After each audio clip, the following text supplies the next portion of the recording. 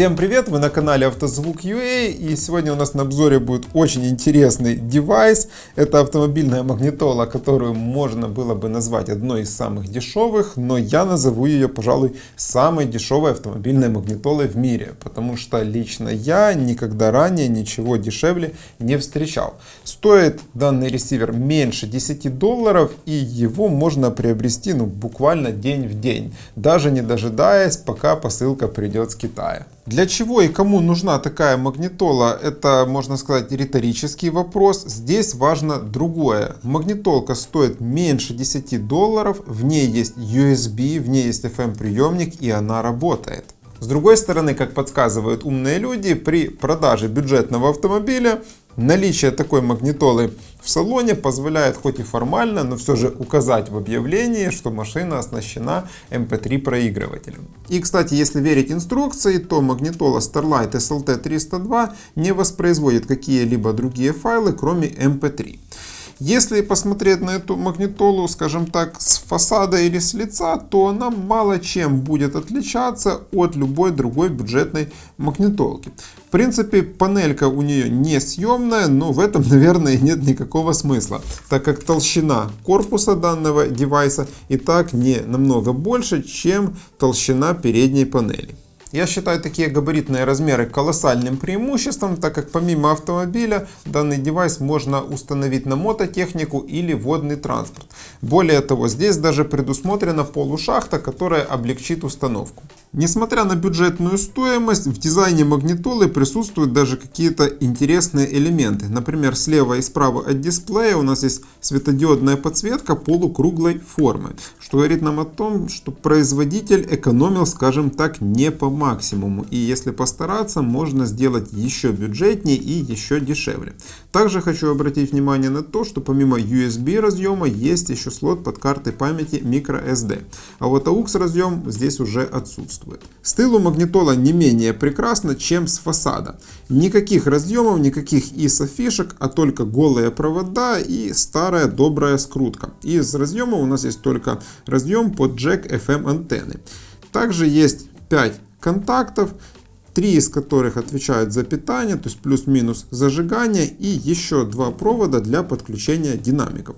Магнитола у нас двухканальная, то есть к ней можно подключить 2 динамика. Как мы знаем, для каждого динамика нужно подключение плюса и массы. В данном случае мы имеем 2 плюса для левого и правого динамика. Массу динамика нужно будет прикрутить отдельным проводом к кузову автомобиля. В общем, даже процесс подключения магнитолы в каком-то смысле заставит немножко поулыбаться и даже немножко подумать, чем, собственно говоря, я сейчас и займусь. С помощью изоленты и нескольких проводов мы смогли подключить данный девайс к проверочному стенду, в результате чего стало понятно, что такие понятия, как настройки и магнитола Starlight STL302 несовместимы, наверное, по всем знакам зодиака. Но, тем не менее, кое-какие функции здесь имеются. Во-первых, есть память радиостанций, во-вторых, есть часы, в-третьих, есть возможность выбора композиции по номеру. Переключение по папкам отсутствует, но если мы быстро 2 раза нажмем вот эту клавишу под номером 2, затем мы сможем уже кнопками переключения композиции выбрать необходимую нам песню. Также есть еще одна интересная функция, которая позволяет ознакомливаться со всеми композициями. То есть сейчас я сделаю громче, мы выберем эту функцию, и магнитола будет каждую песню по очереди проигрывать 10 секунд, для того, чтобы мы, не отвлекаясь, нашли необходимый нам файл. Сделаем громче, нажимаем кнопочку.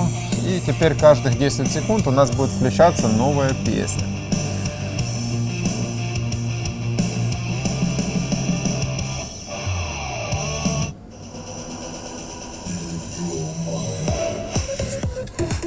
В принципе, ничего особенного.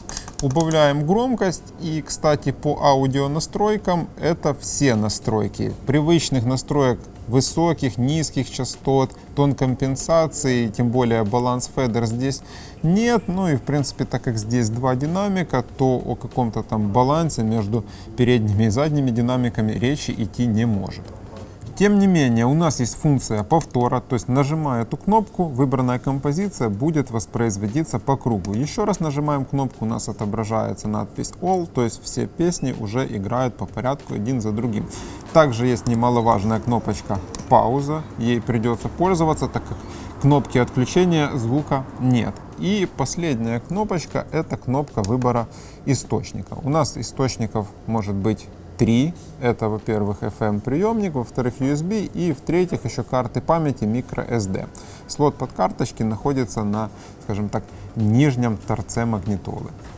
Теперь я предлагаю послушать, как играет эта магнитола, причем не только послушать, но и сравнить ее звучание с ресиверами, которые мы тестировали ранее. У нас здесь есть тестовый файл, он записан в 4 разных форматах: MP3, AAC, FLAC и WAV. Магнитола поддерживает только MP3, но при этом данный файл воспроизводится дважды. То есть помимо MP3 еще какие-то форматы поддерживаются, но мы не знаем какие. То есть в уголке всегда отображается MP3. То есть у нас под номером 3 и под номером 4 воспроизводится один и тот же файл. Слушаем.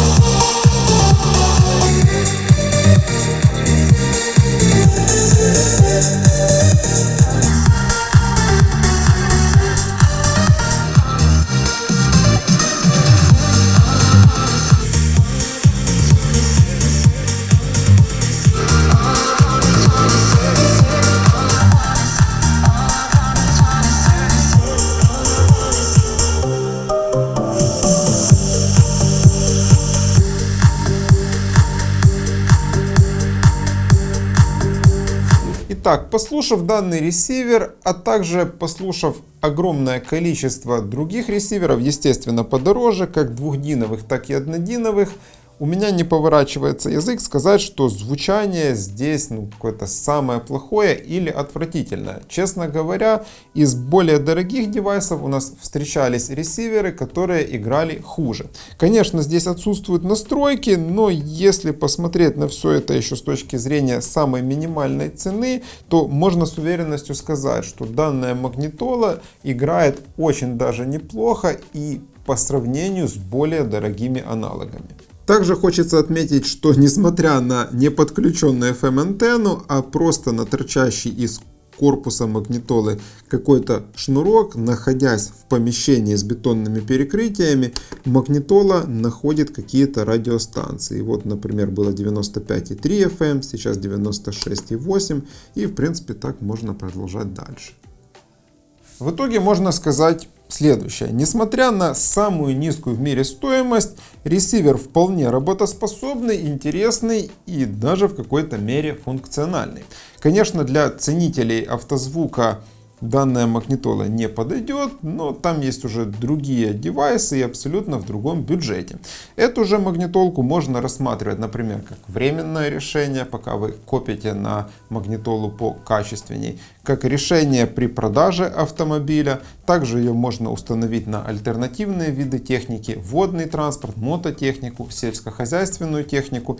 И еще я бы порекомендовал этот ресивер тем людям, которые вообще не заморачиваются над автозвуком в своей машине. Им достаточно того, что сюда устанавливается флешка и есть кнопка воспроизведения. На этом у меня, как обычно, все. Если видео было полезным и интересным, поставьте лайк и подпишитесь на наш канал.